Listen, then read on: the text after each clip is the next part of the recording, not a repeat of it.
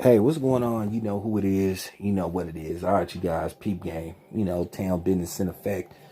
You know, um, we gonna have some fun, man. And I want everybody to chime in. I want all the brothers and sisters to chime in. And as you guys know, most of us, some of us grew up in the vinyl age, the vinyl record age. Where people actually played records, and then you saw the transition from records, eight eight track cassettes, and then went to regular cassettes, then CDs. Now eventually, just download music off the fucking internet. You know, and it's kind of funny. I was born in the '70s, so I went from listening to the R&B, which I still listen to. R&B, but the R&B, you know, from the '70s and the '80s just seemed to have a different feel to it. I mean, the stuff from the '60s was okay. A lot of the music didn't have a lot of bass in it. It's with the exception of James Brown and, you know, Isaac Hayes and then Barry White. So I like the transitioning of music and instruments that went from the '60s to the '70s and then the '80s, then the '90s and the 2000s. So, like I said, I witnessed the birth and the evolution of hip hop, how it evolved, how it started with Rapper's Delight, the message, you know, in the '80s, from Salt and Pepper to the Beastie Boys, Third Base, them type of people, Ice-T, NWA, Just Ice. Yeah, I bet none of y'all don't know who Just Ice is. Yeah, EPMD, special ed, those kind of dudes. I remember when a lot of those, songs are, as they would say in New York records, was brand new releases. I remember Criminal Minded. I remember Sweet Tea on the Smooth Tip. The samples, the hardcore drum beats, the 808s and shit. So, I just witnessed it, or as Craig Robinson would say from the Pineapple, I synced it. I synced it. You know, I just saw the evolution. But at the end of the day, you still remember the vinyl era. Because keep in mind, if those vinyl records wouldn't have got made, who knows what we would have had, as far as hip hop go. So, vinyl and records from the '70s to '60s, to a certain degree, played a role in the development of hip hop. And it's kind of funny when you would travel to family members' houses with your mom or your dad or both of them together, how you might go to your grandmother's house, your auntie's house. And I remember I would go to my grandmother's house, and I had an auntie, one passed, and then another one, they had an awesome record collection. And this is vinyl, not tapes, not 8 tracks, not cassettes, not CDs. They would have vinyl, and they would play their records on a record player. In case you don't know what a record player is, just Google it. But those was the good old days. You know, when my aunt and them would come home from school or whatever, they'd throw on some records sometimes, play them for us. You know how you would be like a little boy and stuff. You'd be like, Auntie, could you play this record? You would want to hear these certain records. It might be something that you was familiar with and something that you wasn't. It was kind of funny. I remember my aunt, I ain't gonna say what her name is. She listened to my channel. Um she had Off the Wall on vinyl, so I would make her play, songs from Off the Wall. So Off the Wall is an honorable mention, but I want to give you guys my top 5 albums. No matter what black household you went to, you always saw these 5 albums. And I'm talking about, I swear every household I went to, you would see these 5 albums. Somebody would have them, at least. So I'm finna give my my top 5 albums that I would see at every black house, every black household. Now, y'all feel free to put in y'all top 5. I'm just gonna compare my top 5 in numeral order. So let's start at number 5. Number 5 would be, of course, Purple Rain by Prince. It was an album / soundtrack to the 1984 movie, released in 1984. It had, the songs "Take Me With You," "Darling Nikki," "When Doves Cry," "The Beautiful Ones," my favorite Prince song. I love that scene where Prince is singing that song, and he said, "Do you want him? Do you want me? 'Cause I want." But anyway, that's love that album. Love the album cover. Just, it was real creative. The album cover. So dope movie, dope soundtrack. And I swear, everybody's house I went to, somebody, like I said, I think all my aunties and cousins had that album. My uncle had it, my aunt had it, my mama had it. So that's number 5. All right.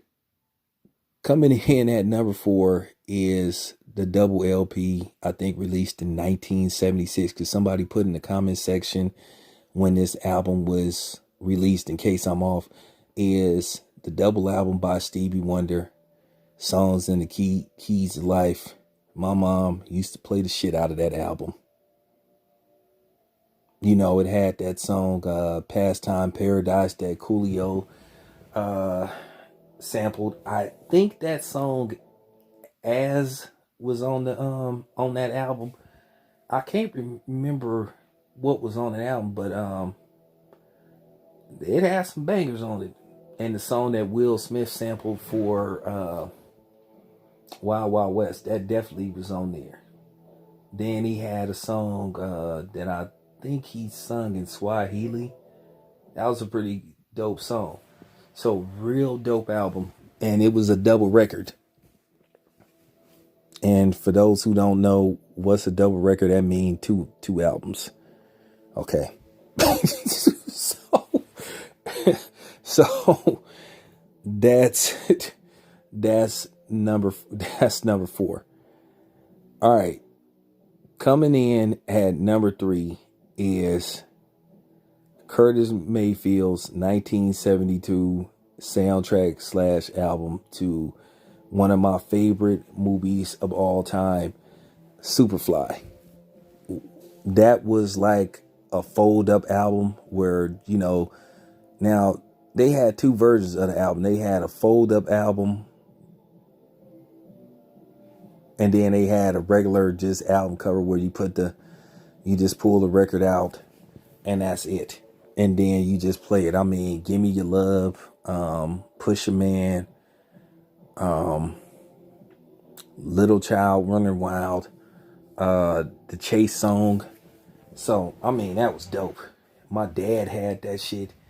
He had it. That was part of his record collection. That was but he had it. And, then my stepdad, he had it. So, I would like to listen to that album when I was, how you young and shit, when you a certain age, your mama tell you, don't mess with the record player. Don't touch it. Don't touch it. Let me play. If you want to hear something, you let me play it. You tell. So, and I used to enjoy like late night, my mom would get up and listen to her records and stuff, and that'd be one of the records she would play and stuff. So that's how I got, musically inclined, listening to those songs and stuff, listening to records with my mom. So that was dope. God bless my mother.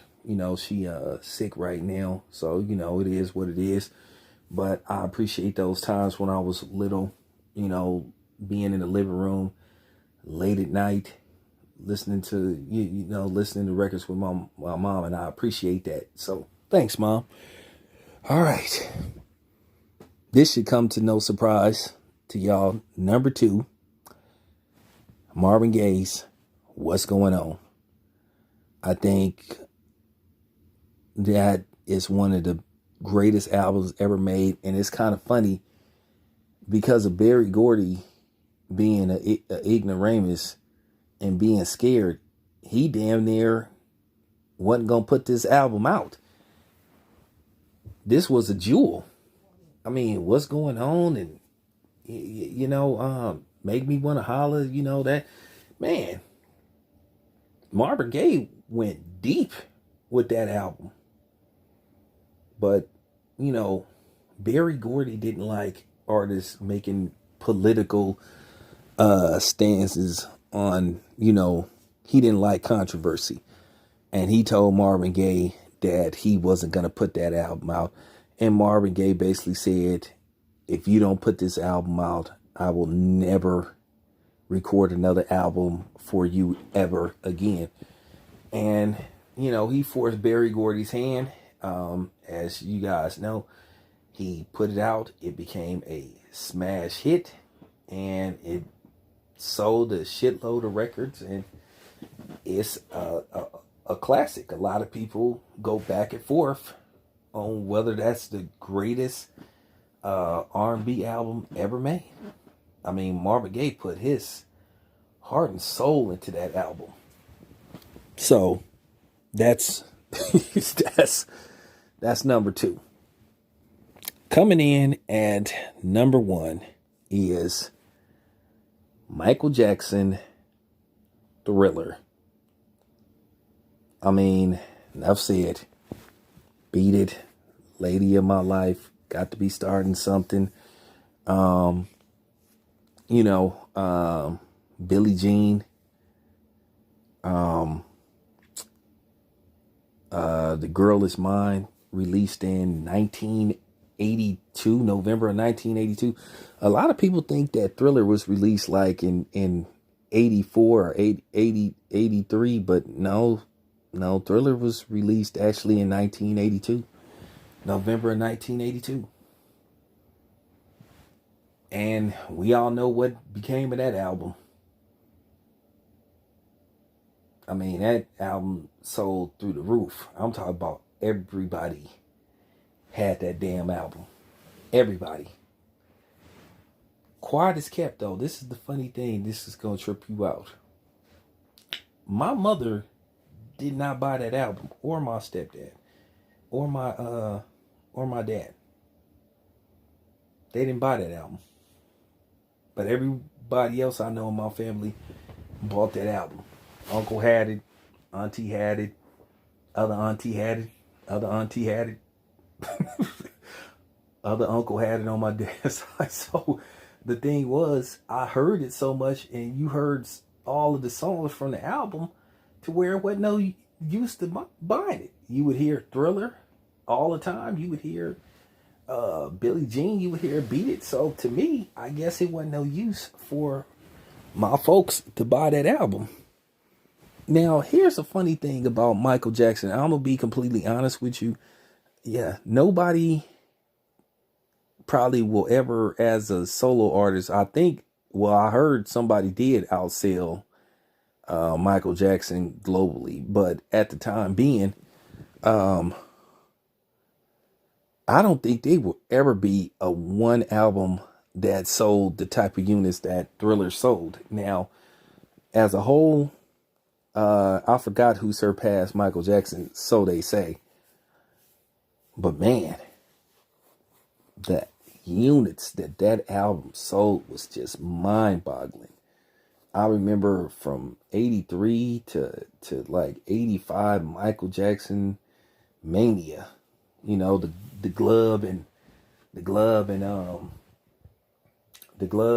and those jackets, the penny loafers, and the introduction to the backslide.